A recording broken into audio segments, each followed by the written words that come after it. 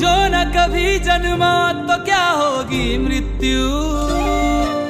खुद से बने हैं जो वो है शक्ति शंभो। तीनों लोक के है स्वामी कैलाशपति अंतर्यामी। तीनों लोक के है स्वामी कैलाशपति अंतर्यामी।